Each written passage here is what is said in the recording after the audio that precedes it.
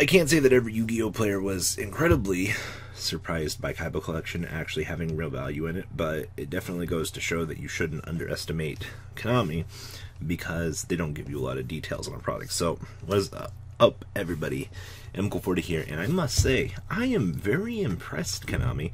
We're going to be looking at some of the market prices, not even, an hour after release here, and then I'll be doing a formal market watch tomorrow morning. I was planning on doing one anyway, but this makes my job so much easier when we get to see some real activity. So you'll get the chance to see what the market looks like literally an hour after release today. So we already knew about the King of the D and the Dragon Revival Rhapsody.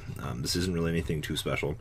Food of Summoning Dragons and Melody getting further reprints really wasn't too shocking. And then Ancient Fairy Dragon, BL's finally getting another reprint. This is another one of those.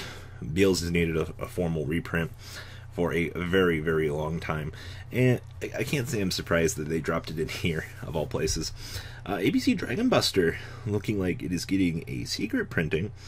All I can say to that is fucking hallelujah.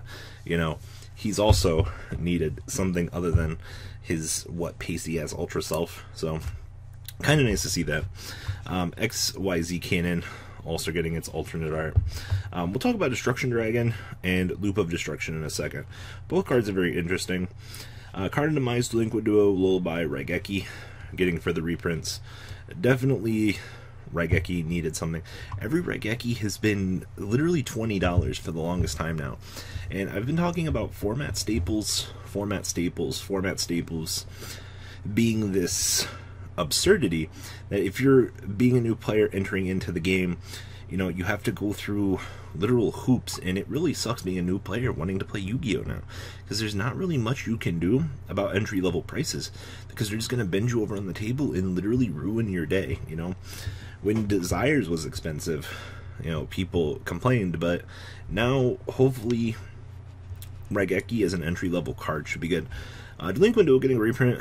This is a big thank you to GOAT players. You all should be massively thankful that your Konami overlords have heard you about needing another copy of this so that you guys can play. But interesting drop nonetheless. I definitely don't think this is going to get unbanned. I mean, I think that this card going second is incredibly trash, but you know what? Maybe at some point it might come back. I kind of hopefully don't doubt it will, but we'll see. And then the big one today. Now, when we talked about Ash Blossom getting announced for the reprint, everyone was like, no, it's not announced. Like, guys, Konami pointed out on their blog and made the note and specifically said Ash Blossom. So, you know, your first red flag goes up, and the rest of the community's like, no, that's not how that works. Well, those that took advantage of the warning and managed to sell their Ash Blossoms ahead of the curve got rewarded. You're not going to be punished for having to, I guess, get expensive Ash Blossoms, but if you were holding your Ash Blossoms with the intent to sell them, your window is passed, as you'll see on the prices here in a little bit. But Ash, Ghost Ogre, Droll, and Lockbird, Ghost Reaper getting formal reprints confirmed in this set. Once again, I can't say I'm really shocked. I mean, I definitely think Ash will get a third reprint later in the Megatons, probably in the same way that Ghost Ogre did, because I believe it went the secret printing, and then it went to the gold printing, and then it went to the super printing. So give it some time. We'll probably get our third printing of Ash later in the year. Now, as for the new cards, Destruction Dragon and Loop of Destruction. So, of course, Destruction Dragon has to be made with the Fang of Critias. I can't say that I'm severely disappointed in that, but Destruction Dragon must be special summoned with the Fang of Critias using Ring of Destruction. Once returned, you target one card your opponent controls, destroy it. If it was a monster card, inflict damage to your opponent equal to the original attack. So basically, he's 2,000, 3,000. I'm not exactly sure how I feel about those stats. I definitely think that he should be a little bit more bite than bark, but that's just my 2 cents. But another iteration of the very beautiful power of what's called.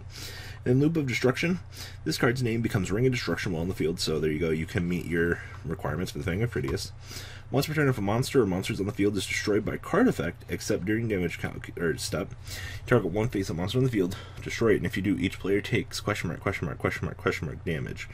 So we're not quite sure if it's attack or a certain stat, but now we have a, I'm not going to say a better targeting destruction card, but it kind of makes me want to use the beautiful Smash and Ground, you know, things like that to try to further punish my opponent, because we can do it. And then just some stuff confirmed for reprint: Blue Eyes Melody, Flute, Ancient Fairy Bells, Dragon Buster Pieces, Fang, Ring, Demise, Lullaby, Regeki Crash Card, Ash Blossom, Ghost Ogre, Droll, Cherries. You guys remember in the anime when Kaiba Ash Blossomed Yugi's Pot of Greed? Whew, I do. A very beautiful time to be alive. Now let's take a look at kind of where things are going at the moment. Not even an hour into the announced reprints here, we have the tanking of Ash Blossom. Now, these were literally 20 minutes ago at $60, and they have further tanked under the table even more. If you want to pick up secrets, you may as well wait until this evening at this point in time. You're not going to be hurt by any sort of delay waiting to pick up secrets, or you know, you can wait the 2 weeks on your ultras and just play the patient game. Once again, you can only get rewarded at this point in time for waiting, and it's definitely a nice thing. If you're looking to acquire bling in this current day and age, you're not going to be doing yourself a disservice by playing the waiting game for this particular thing, because the set's only 2 weeks away. Literally go out to Walmart, pick up a few, roll with it. One of the best sets we've had in a very long time. Now, moving on along here, Droll and Lockbird hasn't been immediately felt by this yet. They're still holding at 15s essentially all the way around, which, I mean, it's fine. I think we might start to feel this one a little bit later. This is another one of those indifferent ones. I don't expect any immediate hits on this. Something like Raigeki I don't think is also going to be immediately felt by this, because you're literally still going to be probably looking at 22s across the board here. We don't even care about that. 26 on DB1, those are for mod plays. Joey's World, 29, 30 on DLG, 26 on regular secrets. God, supers.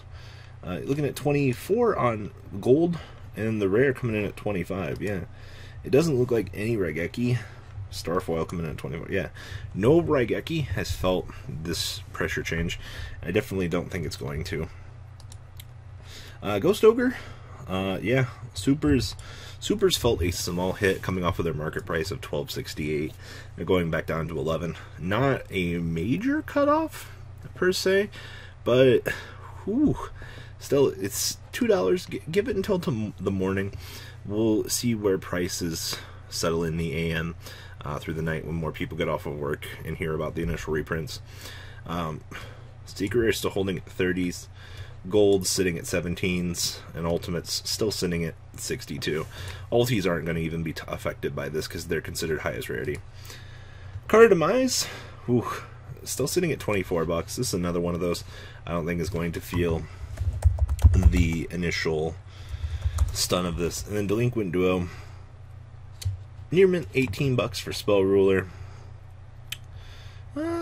Still pretty much everything else is still sitting really high, I would think, considering, oh god, I forgot about Beals. Oh no, Beals, oh my god, already down to 20 bucks. Yeah, Beals definitely feeling the heat from this one pretty bad. Yeah, but what do you guys think about all of this? Konami, thank you for making a set that a lot of players can really enjoy. A lot of people can get their hands wet and get their feet in the game, get the chance to pick up the cards that they need for cheap. I wouldn't be surprised if the Ash Blossom reprint holds at 30 because of just how good the card is, but I wouldn't be surprised if we don't get a formal reprint again later in the year for something like the Mega Tins or whatnot. So what do you guys think? I definitely think it was a good day in the market, so we'll have to see how things shape up tomorrow. Alright guys, hope you have a good rest of your day, and we'll get a Mark Watch up in the morning. The ride never ends, guys. Make sure you enable those notifications to get the latest videos that are being posted on this channel. Make sure you guys check out VanCole40 for my Cardfight Vanguard channel, and join me and House of Champions on the Zodiac Duelist TV Twitch stream. We'll be interacting with our audiences. And please check out No Limit Gaming and LGTCG.com for the cheapest trading cards on the market. Thanks for watching, guys, and please have a good day.